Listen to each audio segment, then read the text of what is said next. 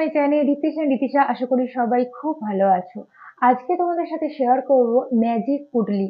এটা একটা ইন্টারেস্টিং নামটা হলেও সত্যি কাজটা করে কিন্তু পুরো ম্যাজিকের মতন। তো এটা হলো অ্যাকচুয়ালি প্রাকৃতিক ইনহেলার। বাচ্চাদের যখন সর্দিটা বসে যায় তো অনেক সময় ইনহেলারের প্রয়োজন হয়, সর্দিটা যাতে না বসে যায়, বন্ধ নাকটা যাতে ভালোভাবে খুলে যায়, খুব ভালোভাবে শ্বাস নিতে পারে বাচ্চারা, খুব ভালোভাবে ঘুমাতে পারে।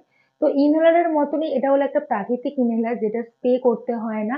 স্মেলটাতেই বাচ্চাদের না বন্ধ নাকটা খুলে যায়, খুব ভালোভাবে শ্বাস নিতে পারে বাচ্চারা, খুব ভালোভাবে ঘুমাতে পারে। তো চলো সেই প্রাকৃতিক ইনহেলারটা কি বা ম্যাজিক পুডলিটা কি তোমাদের সাথে আগে শেয়ার করি। ভিডিওটার সাথে আমি সমস্ত তথ্য তোমাদের সাথে শেয়ার করব। বেবিদের তোমরা কবে থেকে এটা তোমরা ব্যবহার করতে পারবে, কিভাবে ব্যবহার করবে, সবকিছু ভিডিওর সাথে আমি তোমাদের সাথে শেয়ার করব। তো চলো দেরি না করে ঝটপট আগে দেখে নেওয়া যাক কিভাবে আমি এটা বানাচ্ছি। ম্যাজিক পুডলিকে জোয়ান পুডলিও বলা হয়। এটা বানানোর জন্য লাগছে জোয়ান, লাগছে রসুন আর একটি সাদা কাপড়। এটি একটি জনপ্রিয় মশলা যা বিভিন্ন নামে পরিচিত। জোয়ান সিড, ক্যারাম সিড নামেও কিন্তু পরিচিত।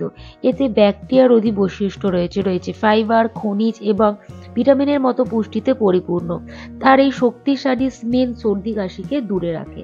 তো চলো এটা কিভাবে বানাচ্ছি আস্তে আস্তে তোমাদের সাথে শেয়ার করি। একটা ননস্টিকের প্যানের মধ্যে জোয়ানটা আমি নিয়ে নিয়েছি, আর 3 থেকে 4 মিনিট এটা আমি হালকা আঁচে ধীরে ধীরে একটু ড্রাই রোস্ট করে নেব। এরপর এর সাথে অ্যাড করব 4টে রসুন, খোলা ছাড়িয়ে 4টে রসুন আমি অ্যাড করে দিচ্ছি। আর এই রসুনটা অ্যাড করার পরেও কিন্তু 3 থেকে 4 মিনিট এটা ভালোভাবে নাড়াচাড়া একটু করে নিতে হবে হালকা আঁচেতে। বেবি 3 মাস হওয়ার পর থেকেই তোমরা কিন্তু এই রেমেডিটা ব্যবহার করতে পারবে। একবার জোয়ান নিয়ে তোমরা সেটা গরম করে 3বার মতন তোমরা ব্যবহার করতে পারবে। 3বার হয়ে যাওয়ার পর আবার পুনরায় নতুন জোয়ান নিতে হবে, নিয়ে তারপর আবার রেমেডিটা কন্টিনিউ করতে হবে। তো দেখো জোয়ানের কালারটা চেঞ্জ হয়ে গেছে, আর এই স্মেলটাও না খুব সুন্দর আসে। এই স্মেলটা থেকেই তোমরা বুঝতে পেরে যাবে যে রেমেডি একেবারে রেডি।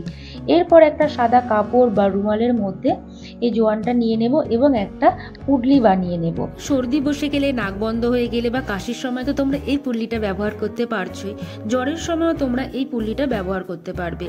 ছোটবেলায় যখন আমার বেবিরা ছোট ছিল তখন অনেক সময় দেখেছি যে জ্বর হওয়ার পরেও বেবি কাঁদছে। তো ডক্টরের কাছে যেতে ডক্টর বললেন যে বড়দের যেমন জ্বরের সময় মাথার যন্ত্রণা হয়, অনেক সময় ওদেরও মাথা ব্যথা করে। তো তখন এই পুডলিটা ব্যবহার করে দেখেছি, খুব ভালো ফল পেয়েছি। তো তোমরা কিন্তু জ্বরের সময় এই পুডলিটা ব্যবহার করতে পারো। তো দেখো আমার ম্যাজিক পুডলি একেবারে রেডি হয়ে গেছে। ম্যাজিক পুডলি বা আজওয়ান পুডলি বা প্রাকৃতিক ইনহেলার একেবারে রেডি বেবিদের জন্য। ছোট শিশু যখন ঘুমাবে তখন তার বালিশের পাশে রেখে দেবে ম্যাজিক পুডলিটা। ওর স্মেলটাতে দেখবে বেবিদের যে সমস্যা হচ্ছে, নাক বন্ধ হয়ে যাচ্ছে, শ্বাস নিতে পারছে না, বুকে সর্দি জমে যাচ্ছে, ম্যাজিকের মতন কাজ হয়ে যাবে। আর অবশ্যই খেয়াল রাখবে যখন তুমি বেবির কাছে থাকবে তখনই এই পুডলিটা ওদের মাথার কাছে রাখবে, কারণ কোনোভাবে হয়তো হাতে করে নিয়ে মুখে দিচ্ছে বা কোনোভাবে নাকের কাছে নিয়ে চলে আসছে, তাহলে অনেক প্রবলেম হতে পারে।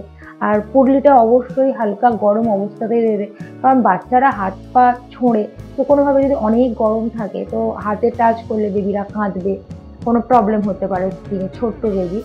তো তখন তোমরা বেবির কাছে থাকবে তখনই তোমরা ম্যাজিক পুডলিটা ব্যবহার করো। হালকা হালকা যখন ঠান্ডা হয়ে আসছে, হালকা গরম হালকা ঠান্ডা, তখন তোমরা বেবিদের হাতে পায়ের নিচে, বুকে, পিঠে তোমরা কিন্তু এটা হালকা ভাবে দিতে পারো। বাচ্চা যখন একটু বড় হয়ে যাবে, 1 বছরের ওপরে হয়ে যাবে, তখন এই ম্যাজিক পুডলিটা তোমরা যদি নাকের কাছে ধরো তাহলে দেখবে সেই শ্বাসটা যে বাচ্চা নিচ্ছে, তাহলে দেখবে কাজটা আরো তাড়াতাড়ি হচ্ছে। তো বাচ্চা যখন বড় হয়ে যাবে তখন আর বালিশের কাছে রাখার দরকার হয় না, এটা জাস্ট ওর সামনে ধরলেই তাহলে দেখবে ওর স্মেলটা বেবি যখন নিচ্ছে তখনই দেখবে কাজটা খুব তাড়াতাড়ি হয়। একবার জোয়ান নিয়ে তারপরে যে ম্যাজিক পুডলিটা তুমি বানাচ্ছ, এটা তোমরা 3বার গরম করে সেম এই একই জিনিসটা গরম করে পুডলির মধ্যে নিয়ে তোমরা ব্যবহার করলে 3বার হয়ে যাওয়ার পর আবার কিন্তু নতুন করে জোয়ান তোমরা ব্যবহার। ম্যাজিক পুডলি সত্যি ম্যাজিকের মতন কাজ করে। আমি উপকৃত হয়েছি, আশা করছি তোমরা অনেকটা হেল্পফুল হবে।